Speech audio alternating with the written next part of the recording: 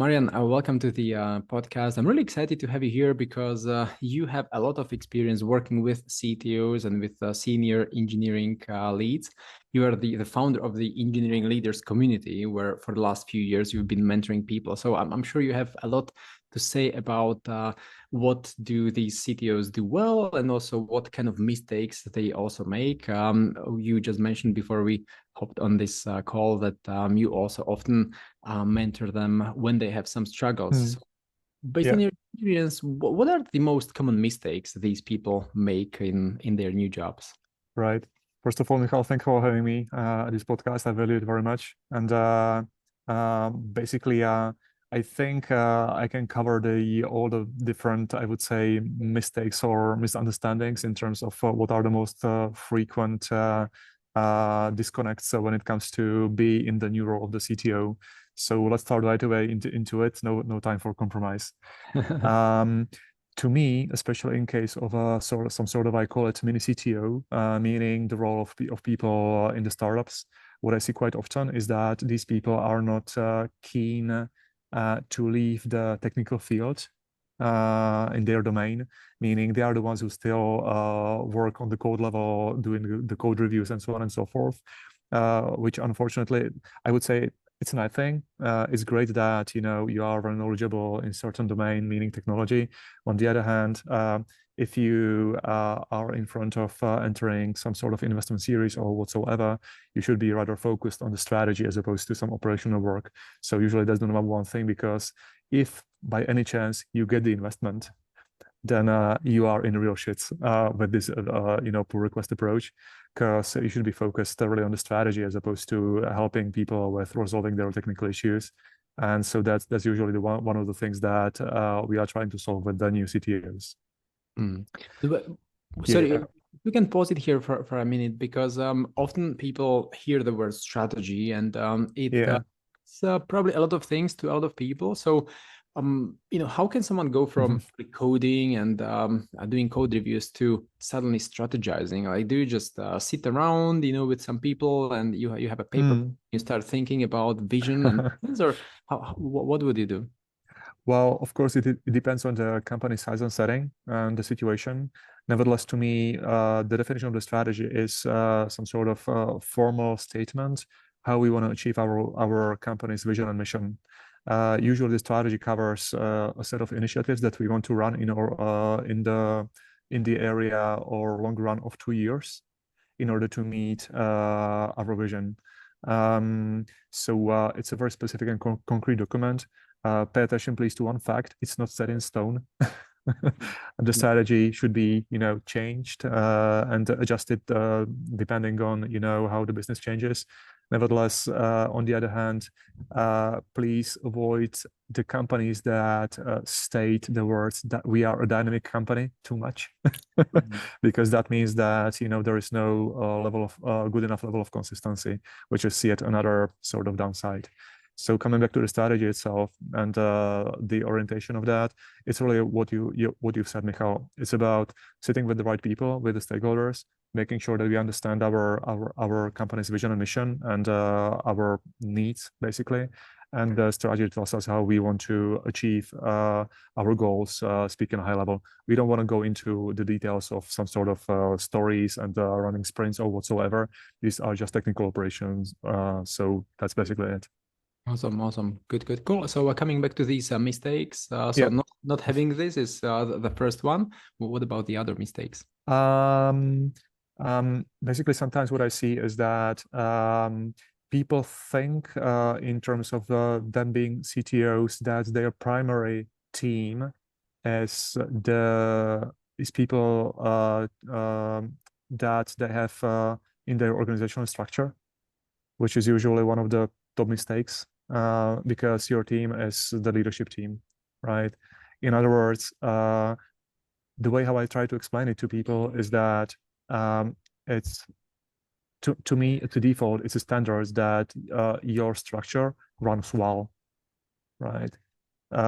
You shouldn't be focused or obsessed too much on in this area. What I suggest to do instead is basically to create and make sure that you have the right people around you with whom you can build the strategy and so on and so forth. So basically that's by the way, that's a nice segue to a third element of the biggest mistake that I see quite often, which is people are jumping right away into operational execution as opposed to dedicating time to build relationships. Specifically speaking, with the stakeholders, with other people around, with people who have something to say, because when shit hits the fan, usually you need people you have a relationship with. Otherwise, you will not survive. For within the first 6 months. That's basically my lesson learned. So, in other words, even though the title stands Chief Technical Officer, in the end of the day, the technology, I don't want to be too vocal about it, but it's not that much important or relevant as opposed to having the right relationship, because nobody's going to listen about whether that's microservices or monolith or Kubernetes or whatever you need. What's the most important is to have the alignment on the level of the strategy, to have the right people around, so you can execute the strategy as such. Yeah. It's interesting that you say this, because as the CTO climbs the career ladder, the immediate circle is the developers, the senior tech leads, the engineering leads, right? And suddenly the team changes. Now you say that suddenly the new team is the other C-levels, right? The CFO, CMO. Yeah. And this is very true. Again, if you don't build the right relationship with your peers, then basically you are done, because you are just usually we are saying you are just a good shovel. Meaning your structure works well, but that's not what we are here for, because the title is basically you are part of the executive board. That being said, you should be able to run the execution itself, right? Yeah. And some CTOs may also struggle in the boardroom because they don't really speak the executive language, and they may be left behind when the CFO, CMO, CRO, CEO absolutely about some projects, strategies, and profitability and whatnot. And then there is this CTO just sitting there. Like, is this happening also, and how to overcome this challenge? I think it's a pretty natural situation that occurs, because let's be honest, usually people coming to the CTO level are the ones who are coming from the group of nerds and geeks and introverts. I raise my hand here as well. I know how it feels. And there is one thing which is really important, and that comes especially in case that the CTO is in this role for the first time. That being said, offering that person some sort of a strong support in terms of the communication language and their communication skills. Usually the one thing that works for me the most and the best is that these people are basically capable to talk numbers as opposed to talk gut feelings. So the number one thing that I'm suggesting usually is that let's create the top 5 KPIs that are telling us that our development and product development teams are running properly, and we are capable to achieve our results and our roadmaps. And this is the way how you basically create the bonds and the introduction, speaking on the board level. Yeah. Interesting. Awesome. Cool. So coming back to these mistakes, you mentioned 3 of them. Are there some other mistakes that you see based on your experience working with all of these? Yeah. Thank you, Mikhail. So basically we covered the communication one, which was really one of the things. There is usually again another I would say mistake that I see occurring quite a lot, which is that people are the CTOs are not making changes in a persistent manner. What I mean by that is that usually people have a variety of things that they are capable or looking forward to improve. Nevertheless, doing too many changes at the same time usually is not the best strategy. Having no focus, of course, and I would say this advice applies generally. So what I suggest doing instead is to pick, I would say, one smaller change that you want to execute within the first 3 months, and let's say a bigger one that we want to execute within the next, I would say, up to 6 months. And the differentiation here is that I want to really see that this change is fully adopted and persistent. That being said, after we say the change has been adopted fully or done, it doesn't deteriorate 2 weeks or 2 weeks after. You know how it feels and you know how it goes. Because in this case, you basically signal to your environment that you are not reliable or consistent, which is one of the usual mistakes that we see happening. Yeah. Awesome. Well, I guess there are lots of mistakes that CTOs make, especially in their first 30 days or 100 days. Yeah. Is there any one that still comes to top of your mind, or shall we rather focus on how to overcome some of these challenges? Let's drive away right to some system that will allow us to basically reduce these mistakes and eliminate some sort of problems in order to make sure that we land as the CTOs in this role pretty well at the first sight. Yeah, awesome. So how to actually survive the first 30 days or 90 days or 100 days or whatever is Yeah. Some people call it the first 3 months, first 90 days, first, I don't know, 100 days, whatever. So basically, if I imagine myself hypothetically being the owner of the company and hiring the new CTO, or me being a CTO, and I want to make sure that I land my probation period and the job properly as expected. I should be having certain, I would say, strategy around it, or system, better to say, right?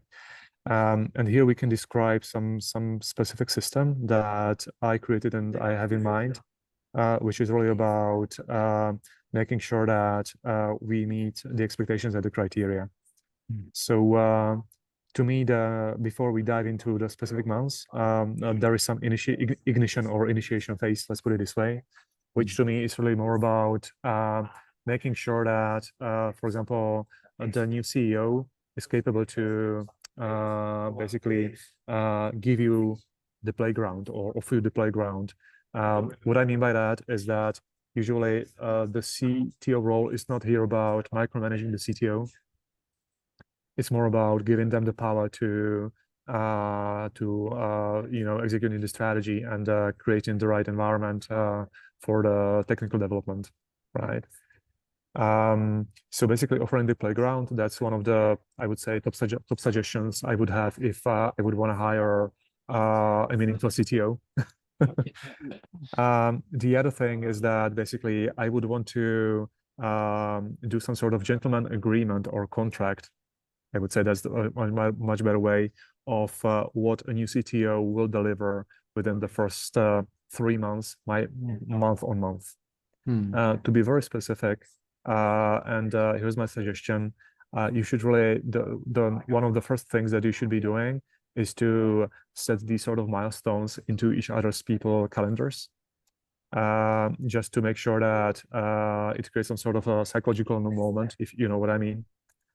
To make sure that there will be some sort of checkpoints that we will go through and that will be required, basically. It already creates some sort of a stability and challenge at the same time. It's actually a great idea with these checkpoints. I've seen it with our recruiting clients. We often give them some training to go through. And if there are no checkpoints, no milestones or some meeting in place, then usually they just don't. As soon as there is something in the calendar, some meeting or whatever, then suddenly everything happens much smoother. Yeah. I mean, having or hiring a new CTO, it's also a change. It's also some sort of a company change, right? And if you want to make changes and execute them well, then the number one axiom that we should stick to is that things should have an end and a beginning. So this is basically what it is, right? That being said, regarding these checkpoints, of course, these checkpoints should be having certain, I would say, expectations tied to them. We can talk about some sort of KPIs or some sort of a binary results that we expect to see in real. for example, what I want to see within the first month is not really a person who's jumping right away into operational stuff, as we were saying, but rather creating relationships. So that's the number one thing. And I want to see that, for example, within the first 2 weeks, the new CTO is creating their relationship across the company while trying to understand our current business model and our product strategy, our business strategy, our go-to-market strategy, eventually our technical strategy that is eventually existing, right? So understanding I would say the background, the company background, the current status quo, while creating solid relationships, that's the number one thing to do. And here, allow me to put some small advice. If, for example, I'm having some sort of informal lunch with a new chief marketing officer that I see for the first time or something, usually I want to finish my talk by asking a very simple sentence, which is, how do you want me to help you, Michal? Right? So this way you signal that you are open to some sort of a mutual help, as opposed to just tell me how it is. Yeah. And hopefully things will get well. That's not like professional behavior, in my opinion, right? That's a good one. And sometimes new managers, including CTOs, who are usually big fans of technology, they would like to also change some pieces of the technology stack. Right. Is it something that you would suggest to be more cautious about, or what approach? Right. So whatever change we apply, or whatever change we would plan to apply in the new executive role, especially in the role of the CTO, I would be very cautious to do some sort of first site changes within the first month or first 2 months. Sometimes people have some sort of urge to demonstrate their skills. Usually the number one thing that I see is called, let's change our organizational structure. Which is something that makes me smile. Nevertheless, I would say the final contract that I want to see in the first 3 months, to be honest, is usually I'm asking the CTO to come up with some sort of internal audit. That would be my final proposal. Please, Michael, you're in the CTO role here as a new person for the first time. So I want to see that you come back to me with the results of your internal audit within 3 months. Of course, we will update each other on how things are going and what are your preliminary results. But let's see how it goes. And after 3 months, you will present your proposal, your findings, that are not only gut feelings, but optionally, but also data-driven as well. And you will present us, I mean, to the whole executive board, for example, your proposal in terms of the timeline and the roadmap, as your suggestion that what are the things or some sort of improvement roadmap or timeline that you suggest to improve or change in order to be more compatible with our strategy, our vision, or the way how we work, right?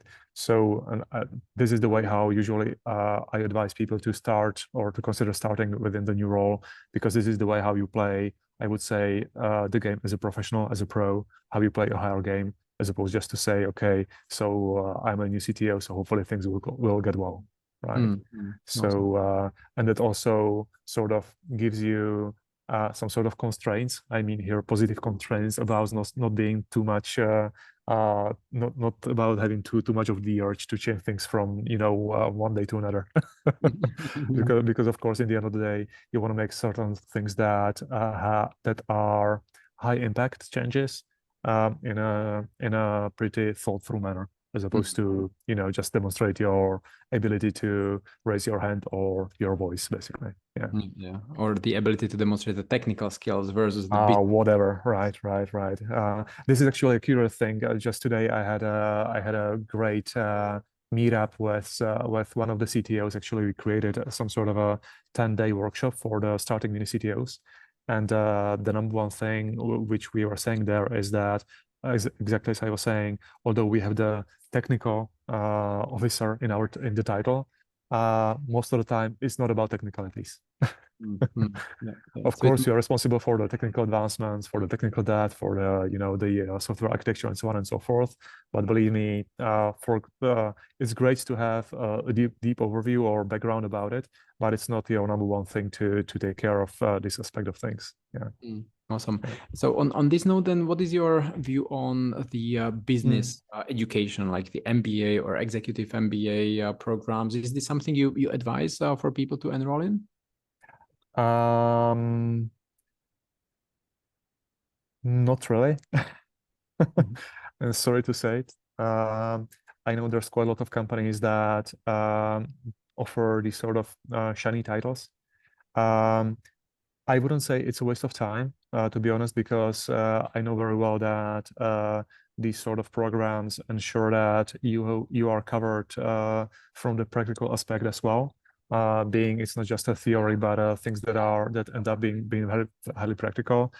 Plus, I wouldn't basically deteriorate or diminish the value of networking, because you can create pretty strong network and bonds at these basically events and conferences and educational matters.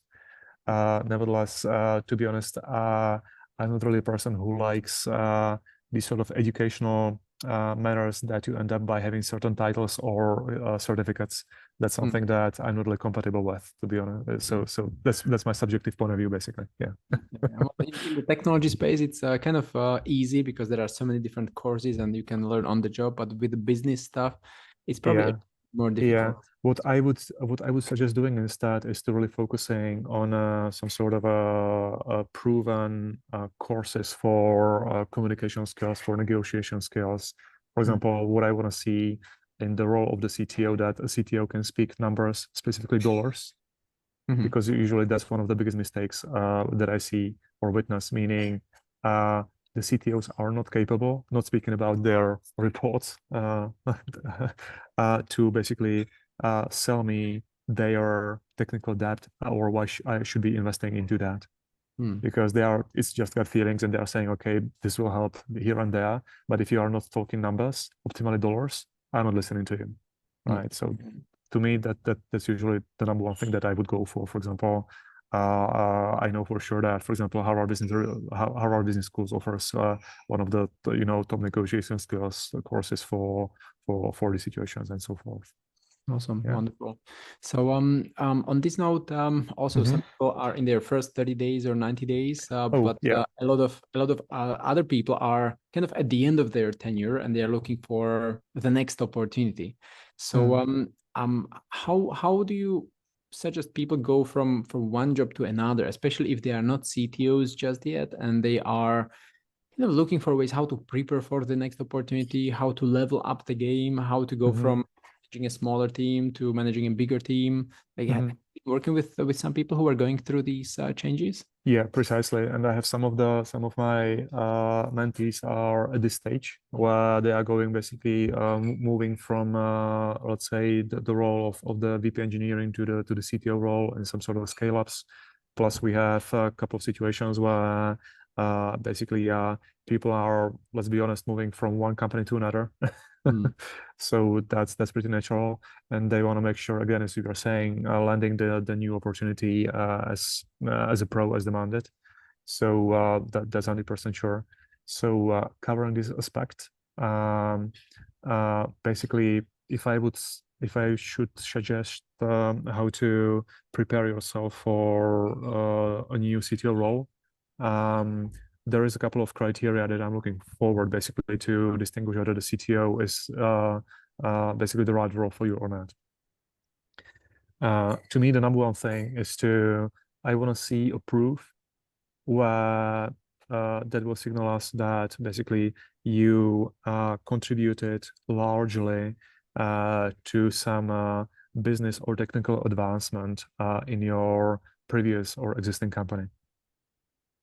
If you mm, don't have this check or this experience, usually you are losing in terms of opportunities, right? To be very specific, for example, I want to see you being responsible for some reason or due to your technical or business excellence and experience. moving from the company from a monolith to microservices, or to help the company moving from 20 people in development to 100 people, or to create a robust career and learning framework across the whole company for product and development. So these are the very strong signals that tells us that you are the right person to be considered, right? Mm. Yeah. Yeah, that's kind of interesting because it suggests that people can look at the career change from two angles. One is the intrinsic, it's like, hey, when is the good time for me? Do I want more money right now, or do I want to relocate?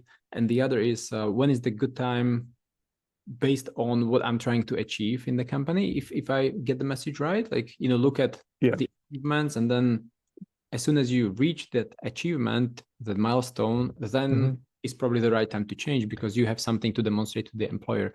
Do I get it right? Absolutely.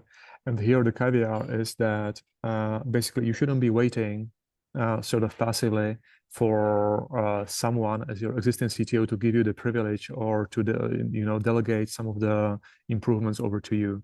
It is you who should be asking to be part of these changes, or eventually to lead the change as such. It doesn't mean that you have to basically execute the change on your own.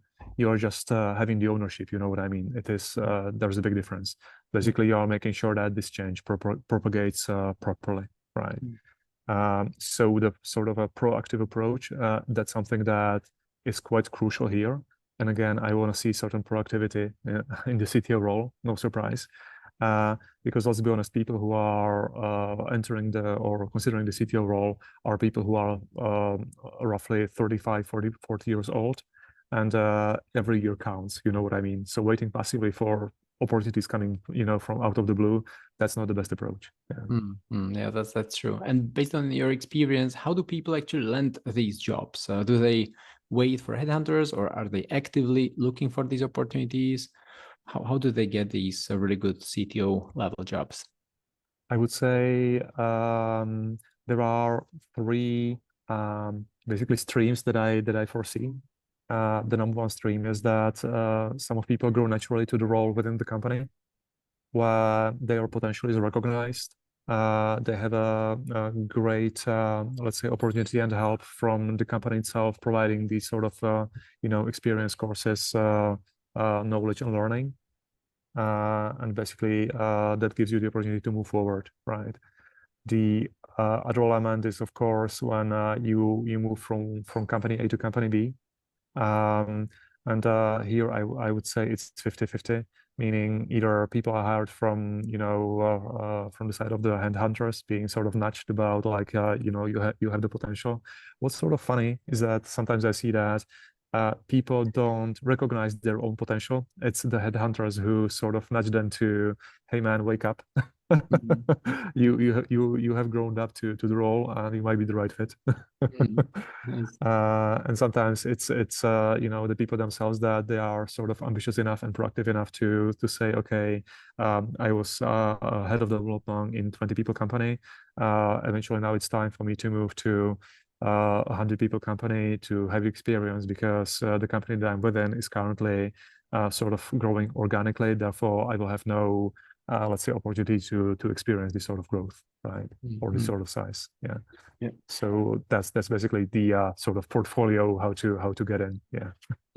And in order to go from the company where the head of development, the director manages, say, 20 people, and would like to go to a company where he would manage 80 or 100 people, is that shift difficult? Is this something that needs to be prepared for? Is there any these candidate would need to demonstrate? Yeah. I had a very same situation or similar situation, I would say roughly a week ago, when I was interviewing externally one of the potential CTOs for one of the companies. And basically, my answer is this. There are people who are great for the CTO role with the limit to a certain size of the company. For example, this person, he was really great at being the CTO for, let's say, 20-25 size team of developers. I wouldn't go over it. The reason why is that that person was great at operating the people, the system, the flow, the way how we develop. He was very deeply technical. Nevertheless, he had no experience in scaling the company, which is creating systems that really allow you to scale and to double or triple the amount of the teams within the 2 or 3 years. It's a very different discipline. Consider it as a change from keeping the lights on while developing new features consistently versus really scaling the company. Meaning, imagine, for example, that I experienced landing one new team per month during 2022 or 23, right? So that's a very different skill set that you need, that you demand in order to make sure that the company survives this sort of basically frequency or speed. It's madness, right? Yeah, I mean, I wouldn't call it madness. It demands certain, let's say, characteristics. For example, here, if I would be looking for somebody who will help me scale the company, I wouldn't go for the CTO who is process obsessed. I would rather go for the person who's leadership and culture obsessed. Right? Interesting. So, because these are the principles that scale. If I create sort of processes that eventually help you getting faster, but not scaling, because processes will actually block you from, doing the scalability, then we have a problem, right? So just make sure that you pick the right people with the right, I would say, characteristics for the job that is in front of you. And that's the job of the, let's say, the founder or the CEO of the company, to identify what's coming in 2 years from now, where the next investment is coming, when are we going to scale, or whether we are going to grow just organically for another 2 years, and so on. Yeah. Interesting. And you organize this leadership community event, so you know about the community in the Czech Republic mostly, right? So yeah. how many great CTOs are in the Czech Republic? Just from top of it, like what do they say? Like 50, 500, 5,000? I would say the number one message, I would say it's hugely positive. We have quite a lot of talent here and quite a lot of great CTOs, I have to say. And I'm really proud saying that, because what I'm saying is that the way how we want to create Silicon Valley in Central Europe is not by the developers or adding more food into the forest. Now is the time to basically play a bigger game and a better game on the management, mid-level management and the top-level management level. That's where we are lacking, because the development talent in Central Europe is already here, but we want to improve, the leadership game here, right? That being said, we already have really great examples of great CTOs, or basically great executive people within Central Europe, which is basically demonstrated by a success of a couple of unicorns in Central Europe, such as Product Boards, such as Muse, and so on and so forth. There are more basically companies and VCs and scale-ups that are getting huge financial injections, meaning investments, although we are sort of living in sort of a pretty careful market and cautious market. But I see that, actually people, there are new Googles and new Amazons that are just raising here, and people with great skill sets on the executive level are getting great, fantastic offers. That's what I witness these days. And I think you might double down on that from your experience. Yeah, well, the market is not dying as some people may perceive, with the layoffs happening last year in the United States, some of them in Europe, but also lots of the CTOs are being hired in the Czech Republic, in Central Europe, also in Western Europe as well. We keep monitoring the market, and we see hundreds of being promoted and getting new jobs. Yeah, so, precisely. Yeah. Awesome. So is there anything else you would like to say as a kind of last advice before we wrap it up? Something that you like all these CTOs to know and consider before they make their next career move? I would say my message is please be systematic, be consistent.